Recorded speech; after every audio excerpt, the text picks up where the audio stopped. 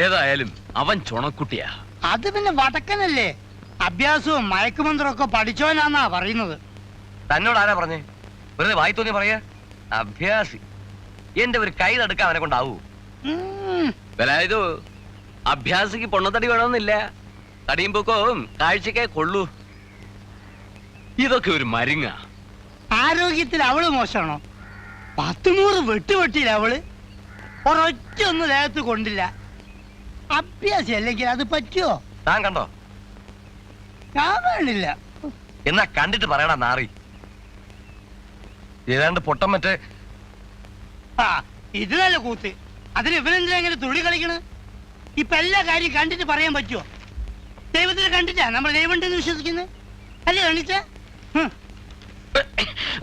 ഒരു വീക്കലുണ്ടല്ലോ, കവള് മുറിഞ്ഞു. ചോര. ദുഷ്ടൻ, പാമ്പ് അടിക്കൂ അവനെ. നോക്കിക്കോ, കാല് പാമ്പ് കൊത്തി വലിക്കും. അത് കഴിഞ്ഞില്ലേ ചേച്ചി, ചോറുണ്ട് കിടക്കാൻ നോക്ക്. ഇത്രയും കാലത്തിനിടയ്ക്ക് ഒരുത്തനും ധൈര്യം ഉണ്ടായില്ല. മീശയും പിരിച്ചു വെച്ച് നടക്കുന്ന കുറെ നാരികളുണ്ടല്ലോ ഇവിടെ. എന്താന്ന് അന്വേഷിക്കാൻ പോലും ഒരുത്തനും ഉണ്ടായില്ല. പിന്നെ നാട്ടുകാർക്ക് പതിനല്ലേ നേരം.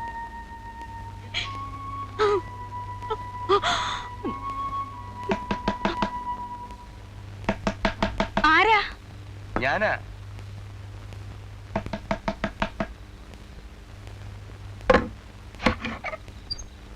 എന്താ വേണ്ടേ?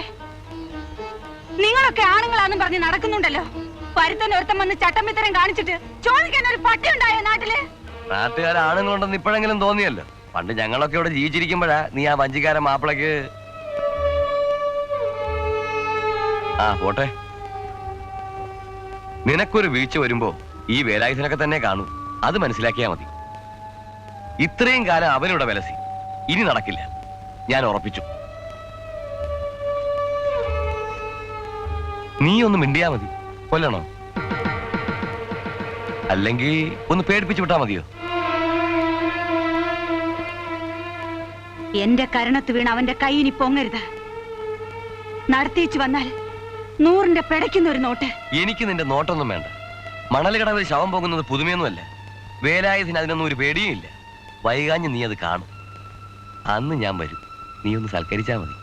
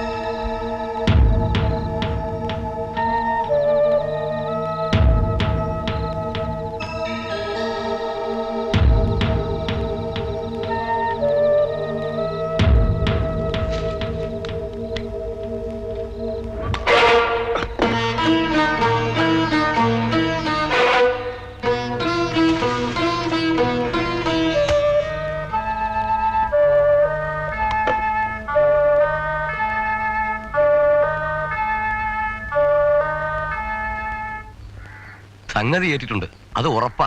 എന്നെ മനസ്സിലായിട്ടൊന്നുമില്ല. ഏതായാലും വേണ്ടിയിരുന്നില്ല. വെറുതെ ഒരു പ്രശ്നം ഉണ്ടായി. ഇങ്ങനെ ഐഡിയ ഉണ്ട് നിനക്ക് എന്നോട് പറയാമായിരുന്നില്ലേ? അത് ആരും അറിയണ്ടെന്ന് രാജമ്മ പറഞ്ഞു. ഒറ്റയ്ക്ക് തിന്നാമെന്ന് വിചാരിച്ചല്ലേ? അവന്റെ കയ്യിൽ നിന്നുള്ള മേടിച്ചോ? അല്ല, പേടിയൊന്നുമില്ല. പോലീസ് കേസാവുമെന്നാ സംശയം. ചത്താ പ്രശ്നമല്ല. ഞാൻ പറയട്ടോ, എത്ര കൊലപാതകം ചെയ്ത ആളാ.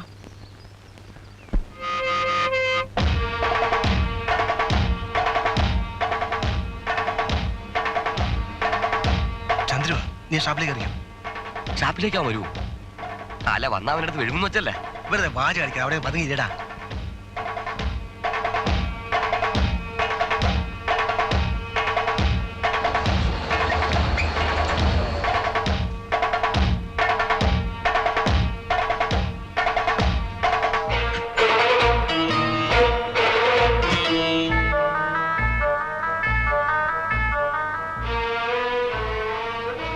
കൈക്കെന്ത് പറ്റി?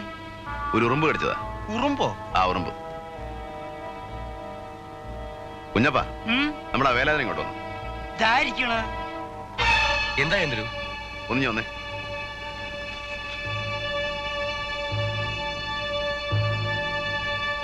എന്തേ? വാ.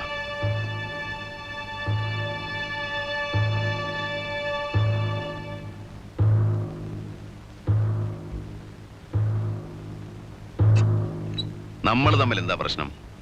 ഒന്നുമില്ല. ഒന്നുമില്ലല്ലോ. ഏയ്, ഈ കൂലിക്ക് ഉണ്ടാക്കാൻ നടക്കുന്നത് ചെറ്റത്തര. ചെറ്റകൾക്ക് അതേ പറ്റൂ. ഈ കത്തി കൊണ്ടുള്ള കളി കൈവിട്ട കളിയാ. പ്രത്യേകിച്ച് കത്തി കയറ്. അതിന് ഇത്തിരി വൈഭവവും കരവിരുതും ഒക്കെ വേണം. ഞാൻ കാണിച്ചുതരാം.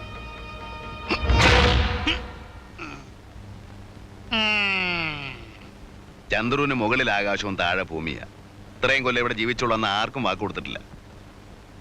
എല്ലാവരും അത് മനസ്സിലാക്കുന്നതാണ് നല്ലത്.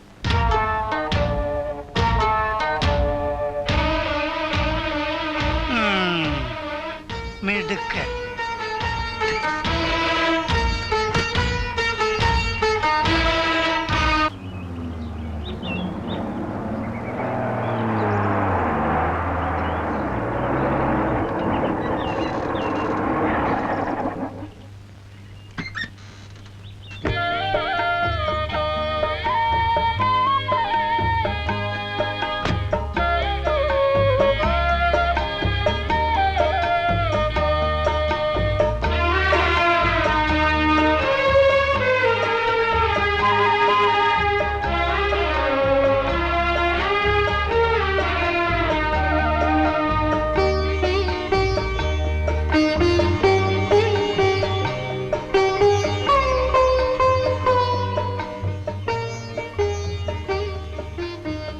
വീട് ഇഷ്ടായോ?